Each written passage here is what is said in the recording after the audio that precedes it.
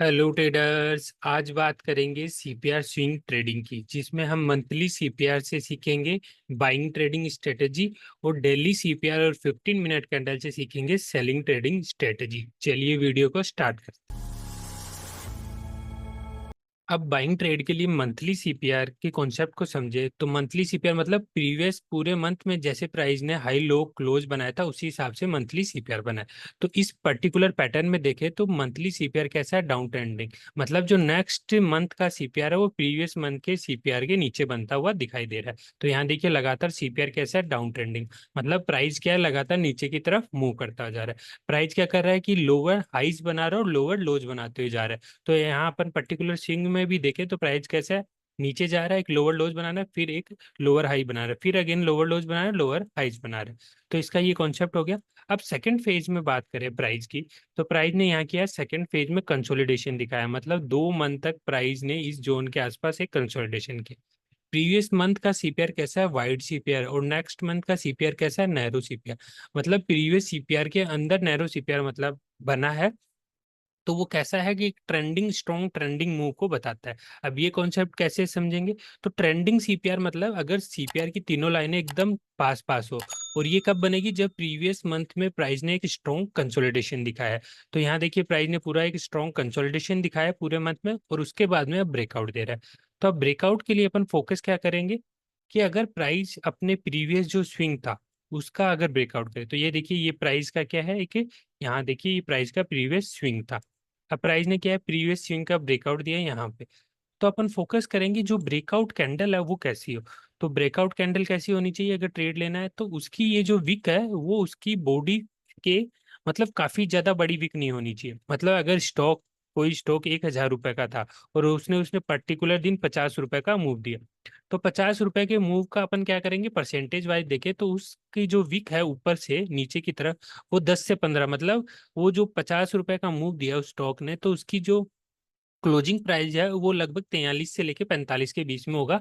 तो उसका 10 से 15% हो गया। तो ये जो स्टॉक ये जो कैंडल की जो वीक है ना, ये काफी बड़ी नहीं होनी चाहिए। मतलब तो जो ये यहाँ जो कैंडल बनेगी वो न तो डोजी होनी चाहिए जो ब्रेकआउट कैंडल है, और न ही ऐसी जो बियरिश कैंडल नीचे की तरफ से हैमर और स्ट्रॉन्ग बियरिश कैंडल।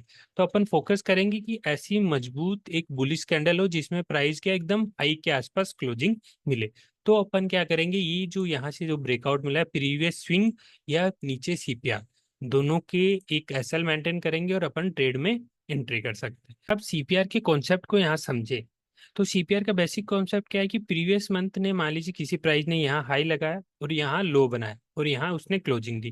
तो ये उसका ओपन हो गया, ये हाई हो गया, ये उसका लो हो गया और ये उसकी क्लोजिंग होगी।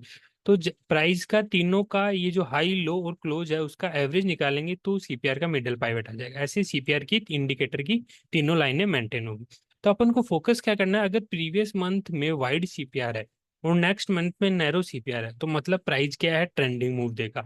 अब ट्रेंडिंग या तो ऊपर की तरफ ट्रेंडिंग होगा या नीचे की तरफ ट्रेंडिंग हो सकता है। इसका कॉन्सेप्ट क्या है, क्योंकि प्रीवियस मंथ में प्राइस ने स्ट्रॉन्ग कंसोलिडेशन दिखाया, तो प्राइस पूरे पूरे मंथ में कंसोलिडेशन दिखाएगा, तब नेक्स्ट मंथ का जो सीपीआर है वो अल्ट्रा नैरो सीपीआर बनेगा। तो अपन को इसमें फोकस क्या करना है, अगर प्रीवियस मंथ का स्विंग उसके R1 जो पहला रेजिस्टेंस था उसके ऊपर, और नेक्स्ट मंथ का जो R1 जो सीपीआर के ऊपर का जो पहला रेजिस्टेंस है वो क्या बने, स्विंग के नीचे हो। मतलब ये जो प्रीवियस मंथ का जो हाई था वो ये है, और यहाँ जो ये स्विंग बना है नेक्स्ट वीक के नेक्स्ट मंथ में, तो सीपीआर का जो ये R1 है उसके नीचे है। तो मतलब जब इस स्विंग का ब्रेकआउट करेगा तो उससे पहले प्राइस ने R1 मतलब पहले रेजिस्टेंस का प्राइस ने ब्रेकआउट दे दिया। अब इसका क्या कॉन्सेप्ट है कि प्राइस अगर अपने सीपीआर के पहले R1 को ब्रेकआउट करता है तो मतलब प्राइस में एक स्ट्रॉन्ग बुलिश मूव स्टार्ट हो चुका है। तो अब R1 को ब्रेकआउट किया और प्रीवियस मंथ के हाई और स्विंग दोनों को ब्रेकआउट मिल गया। तो यहाँ देखिए इस प्राइस ने प्रीवियस मंथ के हाई और R1 दोनों को ब्रेक कर दिया। तो अपन ये जो प्रीवियस स्विंग था उसी का ऐसा रखेंगे और ट्रेड में एंट्री कर लेंगे। अब समझते हैं एग्जाम्पल को। तो यहाँ देखिए प्राइस ने अपन अभी जो कॉन्सेप्ट समझा ये था उस प्राइस का प्रीवियस स्विंग। अब स्विंग क्या है, R1 के नीचे है। और यहाँ देखिए तो उसने क्या किया है, प्रीवियस जो प्राइस था उसका R1 को ब्रेकआउट मिल गया। मतलब ये जो स्विंग है वो कैसा होना चाहिए, R1 के ऊपर होना चाहिए। तो प्राइस ने क्या है, पहले R1 का ब्रेकआउट कर दिया और स्विंग का ब्रेकआउट कर दिया। अब यहाँ अगर अपन देखें तो ये जो ब्रेकआउट कैंडल है ये काफी ऊपर बनी है। तो अपन यहाँ से ऐसे लाइन चार्ट पे तो एंट्री ले नहीं सकते, तो अपन कैसे लेंगे, कैंडल चार्ट को फोकस करेंगे। तो कैंडल चार्ट में यहाँ देखिए एक स्ट्रॉन्ग बुलिश कैंडल बनी है। तो स्ट्रॉन्ग अपन ब्रेकआउट तो अपन को यहीं मिल गया, पर उस दिन प्राइस ने क्लोजिंग कहाँ दी है, यहाँ। तो अपना एसएल क्या आएगा, यहाँ से आएगा। और नीचे क्या है, जो प्रीवियस स्विंग, ये जो दो कैंडल है, इसके नीचे का अपन एसएल ले लेंगे जो 6-6.5% के आसपास बन रहा है। तो यहाँ से देखिए प्राइस ने प्रीवियस स्विंग का सपोर्ट लिया और अगेन एक ब्रेकआउट दिया। अब अगर अपन को एक यहाँ से अगर ट्रेड मिस भी हो गया, तो यहाँ देखिए ये जो सेकंड कैंडल बनी है, ये भी सेम उसी पैटर्न को फॉलो कर रही है। प्राइस ने क्या किया, आर वन का ब्रेकआउट मिल चुका है। ये जो प्रीवियस, ये जो स्विंग था मंथ का, सेम मंथ का स्विंग को ब्रेकआउट किया है। कैंडल कैसी है, स्ट्रॉन्ग, जिसकी विक क्या है, छोटी है, और ब्रेकआउट अच्छा नहीं है। यहाँ भी देखिए ब्रेकआउट मिला पर प्राइस ने क्लोजिंग नहीं लिया, तो ऐसी कैंडल पे अपन फोकस नहीं करेंगे। फोकस क्या करेंगे, स्ट्रॉन्ग बुलिश कैंडल होगी और अपने विक उसका है जो काफी कम होगा। तो यहाँ देखिए अपन प्रीवियस स्विंग, ये जो स्विंग बना है, अगर पहले पीछे जाके लाइन चार्ट पे अगर अपन फोकस करें, तो यहाँ देखिए ये जो लाइन चार्ट था, इसमें प्रीवियस स्विंग यही था। तो अब नेक्स्ट में देखें तो ये जो स्विंग था, इसी का असल जो अब मैंने यहाँ जो मार्क किया है, यहाँ देखिए मार्क किया है, तो 5.5% के आसपास एसएल आ रहा है। तो इसी एसएल को लेते हुए अपन ट्रेड में एंट्री कर सकते हैं। और अपना एसएल जैसे जैसे क्या होगा, जैसे जैसे प्राइस ऊपर की तरफ मूव करेगा, तो यहाँ देखिए नेक्स्ट मतलब प्राइस सीपीआर देखे तो अप ट्रेंडिंग हो गया, मतलब नेक्स्ट वीक का सीपीआर प्रीवियस सीपीआर के ऊपर बना। तो अपन क्या करेंगे, अपना एसएल भी ट्रेल करते चलेंगे। तो अगर प्राइस उस नेक्स्ट वीक में आर या नेक्स्ट मंथ में पहले रेजिस्टेंस के ऊपर आ जाए, तो अपन अपना एसएल कहाँ ट्रेल कर देंगे, सीपीआर के नीचे। तो पहले अपना अगर एसएल यहाँ था, तो अब एसएल ये होगा यहाँ। अब मान लीजिए नेक्स्ट वीक का सीपीआर बना यहाँ, तो अपना एसएल क्या यहाँ आ जाएगा, यहाँ। तो ऐसे क्या होगा कि अगर प्राइस रिवर्स भी करता है, तो अपना अपना बुक हो जाए। और अगर प्राइस R2 के ऊपर चला जाए, तो ये जो पहला रेजिस्टेंस था, अगर R2 ऐसा ही एक और यहाँ रेजिस्टेंस होगा, तो R2 के अगर ऊपर चला जाए, तो अपना एसएल कहाँ मेंटेन कर लेंगे, R1 पे। तो एसएल ट्रेल करने का फायदा ये होगा कि जैसे जैसे प्राइस आगे की तरफ मूव करेगा, अपन अपना एसएल ट्रेल करेंगे। अगर प्राइस स्ट्रॉन्ग रिवर्सल भी आता है, तो अपने को अपना कुछ ना कुछ एक प्रॉफिट मिल जाए। अब समझते हैं नेक्स्ट एग्जांपल को। तो यहाँ देखिए प्राइस ने क्या है, ब्रेकआउट दिया कहाँ, ये यहाँ नीचे की तरफ देखे तो पहले ये स्विंग था, और फिर यहाँ प्राइस ने उस स्विंग का ब्रेकआउट कर दिया। पर यहाँ अपना ट्रेड फिल नहीं हुआ है, क्योंकि ये जो R1 था, पहले देखिए यहाँ R1 है, तो मतलब ये ट्रेड में यहाँ जो एंट्री थी वो अपनी नहीं बन पाई है, क्योंकि प्राइस ने अभी भी क्या है, R1 का ब्रेकआउट नहीं दिया। अगर उसके बाद की स्विंग को देखे, तो यहाँ ये देखिए एक स्विंग था, और प्राइस ने उसको यहाँ ब्रेकआउट कर दिया, और R1 भी ब्रेकआउट हो गया और स्विंग भी है। तो यहाँ क्या अपन इस ट्रेड में, यहाँ अगर प्राइस ने क्लोजिंग दी है, तो यहाँ अपन अपना एसएल मेंटेन करके ट्रेड में एंट्री ले सकते हैं। अब फोकस करते हैं इसको कैंडल चार्ट पे। तो यहाँ देखिए कैंडल को देखें, तो यहाँ प्राइस ने क्या है, स्ट्रॉन्ग ब्रेकआउट दिया है। प्रीवियस स्विंग, ये जो प्रीवियस स्विंग था, यहाँ देखिए प्रीवियस स्विंग जो पहले जो ग्रीन लाइन थी, सेम चार्ट में अगर यहाँ देखें, तो बस मैं आपको अब कैंडल चार्ट दिखा रहा हूँ, पहले लाइन चार्ट में दिखा रहा था। यहाँ देखिए, सॉरी, यहाँ देखिए ये ब्रेकआउट हुआ है, और यहाँ भी देखिए ब्रेकआउट हुआ है, पर यहाँ R1 फिल नहीं हुआ है। अगर आप कैंडल चार्ट में देखें, तो यहाँ देखिए ब्रेकआउट हुआ था, पर अपनी जो डिमांड है वो फिल नहीं हुई, क्योंकि R1 के ऊपर प्राइस ने क्लोजिंग नहीं दी। सेकेंड कैंडल में यहाँ क्लोजिंग दी है, तो अपन वही स्ट्रॉन्ग बुलिश कैंडल है, जिसकी विक क्या है, काफी ऊपर की तरफ से, मतलब हाई के आसपास क्लोजिंग दी है। हाई के आसपास क्लोजिंग का मतलब ये है कि प्राइस में स्ट्रॉन्ग डिलीवरी हुई है। मतलब अगर विक बन रही है ऊपर से, मतलब कोई बायर आए थे स्ट्रॉन्ग, और वो लास्ट तक जाते जाते उन्होंने अपना वापिस सेलिंग कर दी, तो प्राइस क्या आ गया वहीं। और अगर प्राइस स्टार्टिंग हुआ और अपने हाई के आसपास क्लोजिंग हुआ है, मतलब जो जिन्होंने खरीदा था उन्होंने डिलीवरी ली है, मतलब प्राइस जो स्टॉक जो है उसको घर लेके गए हैं। तो ऐसे क्या है, ट्रेड में एंट्री करने का फायदा होगा, क्योंकि नेक्स्ट डे भी मजबूत स्ट्रॉन्ग बुलिश पैटर्न बनेगा। तो यहाँ अगर अपन इसी स्विंग को ऐसा लगते हुए मेंटेन करते हैं, तो यहाँ देखिए पहला यहाँ हाई बना, और अब अगेन एक प्राइस कंसोलिडेशन में है। कंसोलिडेशन के बाद में अगर अगेन ब्रेक करता है, तो अगेन अपने को एक अच्छा मूव देखने को मिलेगा। अब बात कर, अब यहाँ नेक्स्ट में कॉन्सेप्ट को समझे। तो प्राइस का क्या है, ये प्रीवियस स्विंग था अपना R1 के, ये जो R1 है पहली ग्रीन लाइन सीपीआर के ऊपर है, डाउन ट्रेंडिंग सीपीआर है, उसने क्या किया है, अपने प्रीवियस स्विंग का ब्रेकआउट कर दिया। यहाँ ब्रेकआउट कर दिया, प्रीवियस स्विंग का एसएल लेंगे, ट्रेड में एंट्री करेंगे। ट्रेड के बाद देखिए देखिए यहाँ कंसोलिडेशन किया। अगर यहाँ अपना ट्रेड मिस भी हो गया, मान लिया आपने जो चार्ट पैटर्न है वो बाद में फोकस किया, तो यहाँ भी ये देखिए इसने अगेन अपना स्विंग को ब्रेकआउट किया, तो यहाँ से अपन इस स्विंग का एसएल लगते हुए ट्रेड में अगेन एंट्री कर सकते हैं। अब देखिए सीपीआर क्या ऊपर की तरफ चल गया, यहाँ देखिए प्राइस ने R2 को भी क्रॉस कर दिया, तो अपना एसएल क्या आ जाएगा, R1 के नीचे। तो R1 के नीचे जो स्विंग होगा वो आ जाएगा। तो पहले अपना एसएल यहाँ था, वो ट्रेल होके यहाँ आ गया। अब अगर नेक्स्ट वीक अगर प्राइस ने यहाँ देखिए अगेन स्विंग बनाया, तो अपन अपना एसएल यहाँ से ट्रेल करके यहाँ ले आएंगे। तो ऐसे एसएल ट्रेल करते हुए चल सकते हैं। अब सेकंड टाइप के बाइंग कॉन्सेप्ट को समझे, तो प्राइस कैसे है, अब ट्रेंड में, देन कंसोलिडेशन, फिर अगेन ब्रेकआउट। तो ये जब कंसोलिडेशन से जब अपने प्रीवियस स्विंग का ब्रेकआउट करेगा, तब हम ट्रेड में एंट्री करने का कॉन्सेप्ट बनाएंगे। तो इसमें क्या है, जो सीपीआर है अप ट्रेंडिंग है, मतलब प्रीवियस सीपीआर से जो नेक्स्ट सीपीआर है वो ऊपर की तरफ बना है। यहाँ देखिए 3 सीपीआर लगातार अप ट्रेंडिंग है। उसके बाद में 1 मंथ आया लगातार कंसोलिडेशन के, 2 मंथ है। देन क्या बना है, नैरो सीपीआर। तो ये देखिए वाइड सीपीआर और उसके बाद में नैरो सीपीआर। तो नैरो सीपीआर बना है और वाइड सीपीआर का जो हाई है उसको अपन एक रेंज में मार्क कर लेते हैं। तो अपन इसको मार्क करते हैं। तो यहाँ देखिए ये हाई मार्क आ गया। तो अब जो ब्रेकआउट की कैंडल होगी उस पर डिपेंड करेगा कि ये प्राइस कैसा मूव है। तो अपन ने प्रीवियस भी बात करी थी कि जो विक है वो कैसी होनी चाहिए, काफी छोटी होनी चाहिए बॉडी के अनुसार। तो ये जो विक है ऊपर से 5 से 10% से ज्यादा डाउन नहीं होनी चाहिए, क्योंकि उससे क्या है, डिलीवरी मैक्सिमम मिलती है। तो यहाँ एंट्री करेंगे और अपना जो एसएल है वो सीपीआर के नीचे रखेंगे, और जो अपना एसएल है उसको ट्रेल करते हुए चलेंगे और प्रॉफिट बुकिंग रखेंगे। इसमें फोकस ये करने वाली बात थी कि जो दोनों डोजी कैंडल है, अगर ऐसी डोजी कैंडल बने या हैमर कैंडल जो रिजेक्शन ले ऊपर से प्राइस का, और उसके बाद भी यहाँ अगर ये डोजी कैंडल बने, मान लीजिए यहाँ ऐसे डोजी कैंडल बनी, तो अपन ऐसे ट्रेड में एंट्री नहीं लेंगे। या फिर हैमर कैंडल बनी, तब भी अपन ट्रेड में एंट्री नहीं लेंगे।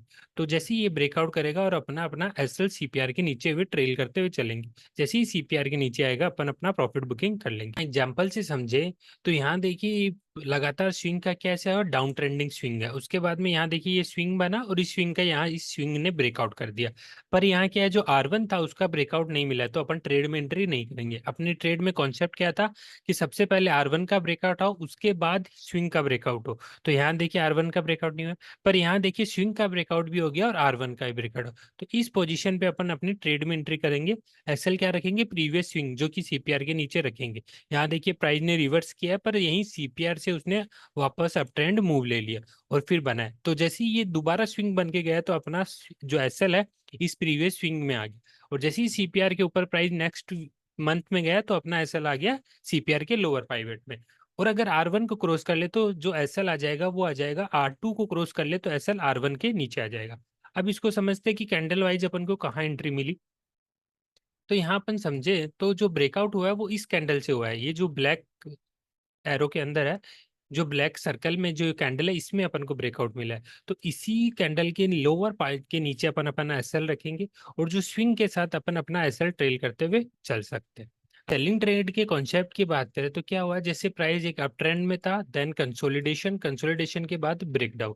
तो इसमें अपन यूज करेंगे डेली सीपीआर, मतलब जो सीपीआर है वो प्रीवियस जो प्राइस के हाई लो और जहां क्लोजिंग हुए उसके एवरेज से सीपीआर बना, वो डेली सीपीआर हो गया।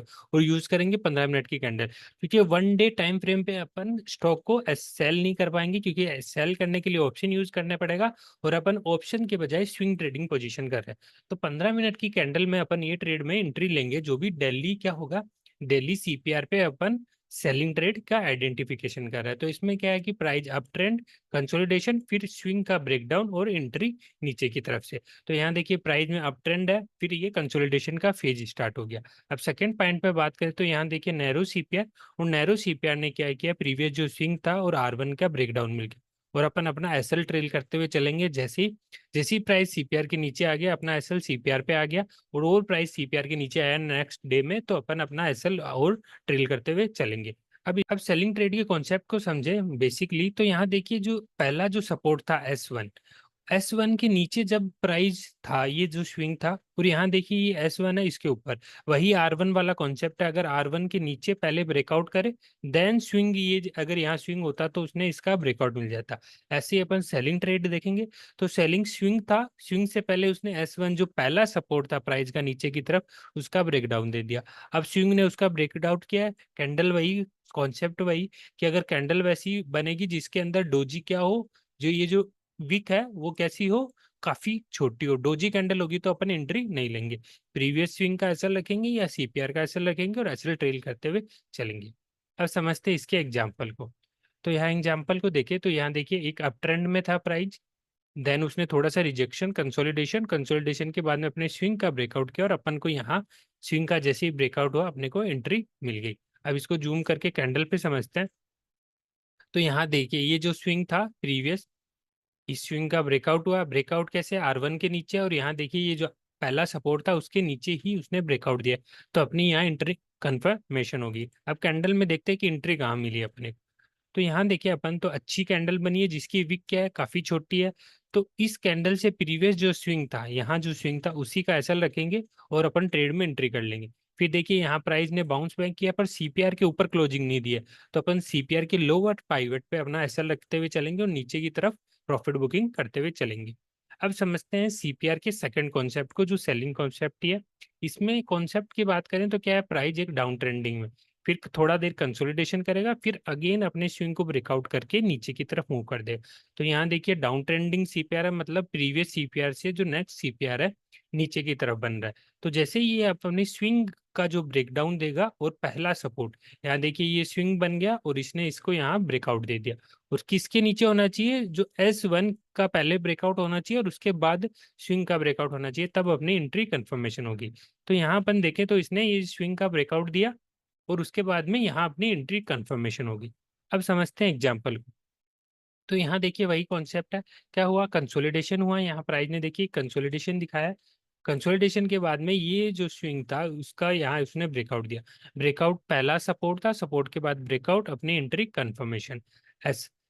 अब यहाँ कैंडल्स को देखें कि एंट्री कहाँ बनी। तो जो कैंडल बनी है वो कैसी बनी है, लो विक कैंडल बनी है, स्ट्रॉन्ग सेलिंग का है, और उसी के स्विंग का या उसी के प्रीवियस स्विंग का ऐसा लगते हुए अपन ट्रेड में एंट्री।